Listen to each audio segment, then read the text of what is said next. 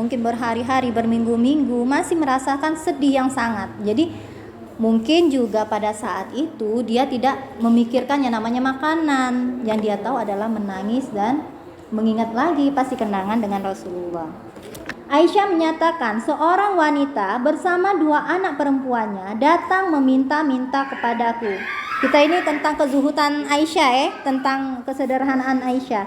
Saat itu aku hanya memiliki sebutir kurma, maka aku berikan kepadanya. Padahal cuma sebutir. Kalau kita iya makan dulu kan pasti. Tapi Aisyah tidak. Kalau kita iya, aku belum terisi kan. Nah, itulah. Maka aku berikan kepadanya. Wanita itu membelahnya menjadi 2 dan memberikannya kepada kedua anak perempuannya.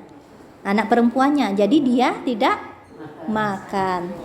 Setelah itu wanita itu beranjak pergi, kemudian Nabi datang. Aku menceritakan peristiwa itu kepadanya. Beliau berkata, siapa yang diuji dengan mempunyai anak perempuan lalu berbuat baik kepadanya, maka anak perempuannya itu akan menjadi pelindungnya bagi dirinya dari siksa neraka. Hadis muttafaq alaih. Jadi hadisnya sahih ya. Jadi di sini selain kerelaan Aisyah memberikan makanan yang dia punyai untuk orang lain, di sini juga mengatakan bahwa orang kita yang mempunyai anak perempuan 2, sebenarnya bukan anak perempuan 2 atau siko atau ini tidak. Sebenarnya yang mempunyai anak perempuan selama dia bisa menjaganya dengan baik, maka kita yang mempunyai anak perempuan itu akan terlindungi dari siksa api neraka. Ada yang ngomong 3, hadis ada yang ngomong 3. Iya, ada memang. Ada yang ngomong 2. Jadi di sini tidak. Iya. Iya. Hah? Iya, makanya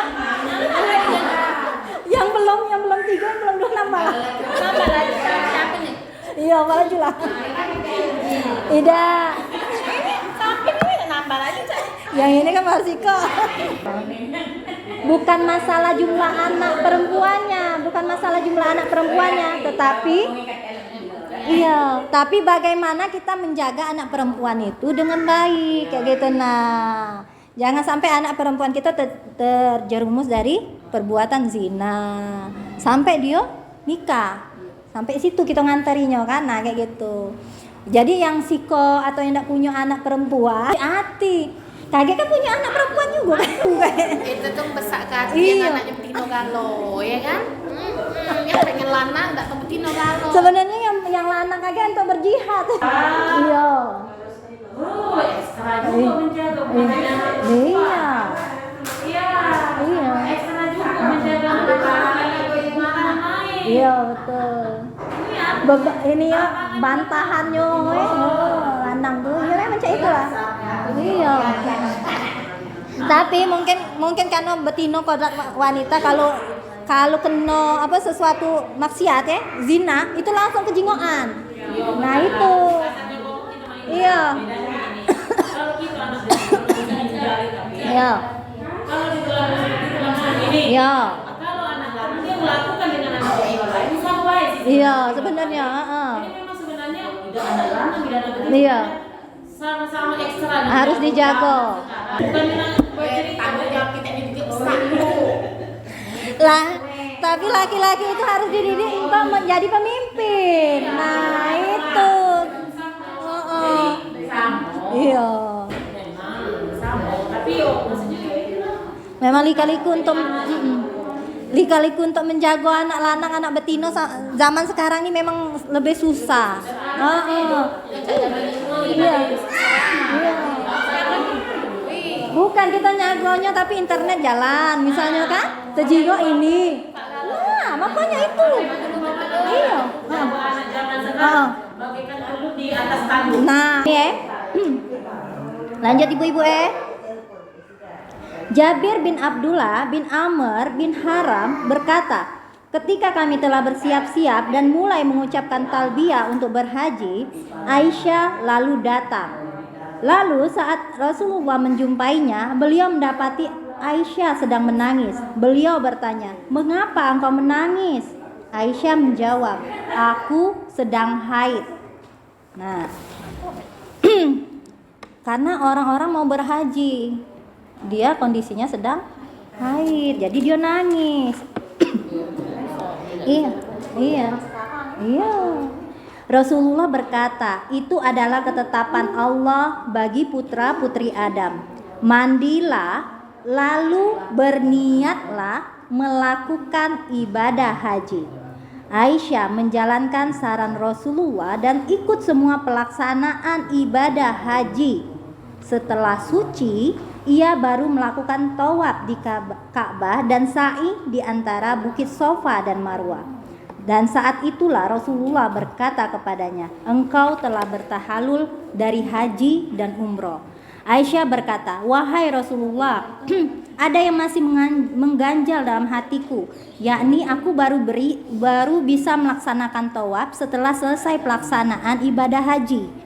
Rasulullah adalah seorang yang selalu berlapang dada. Ketika Aisyah menginginkan sesuatu, maka beliau akan segera mengabulkannya. Oleh sebab itu beliau mengizinkan Aisyah pergi untuk memulai ihram umroh dengan ditemani oleh saudaranya Abdurrahman bin Abu Bakar. Di sini ada pelajaran ya, pelajaran kepada kita. Di sini kan Rasulullah dan yang lain itu mau bersiap-siap untuk haji. Sedangkan Aisyah sedang haid. Bolehkah pada saat itu berhaji? Kalau di sini ini hadisnya hadis riwayat Muslim, ini hadis sahih ya. Boleh. Boleh. Yang tidak boleh adalah hanya tawaf dan sa'i. Iya, karena untuk salat. Jadi tidak apa-apa. Kita mulai berniat dan lakukan semua kecuali tawaf dan sa'i. Iya, tidak boleh dilakukan. Setelah tahalul. Setelah galo-galo rukun haji itu dilaksanakan, barulah tawaf dan sa'i lagi. Iya, memang yang itunya intinya iya intinya. Iya. Ya mungkin kalau uang-uang yang lain kan ya sama baik. Sama baik. Banyak kan uang-uang cak itu kan apa? Cak mano kalau kita sedang haid boleh dak ya? Oh, dah aku sedang haid makan obat ya katanya. Nah, betul.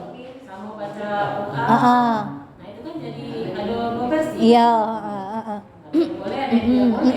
Itu sama jadi malu.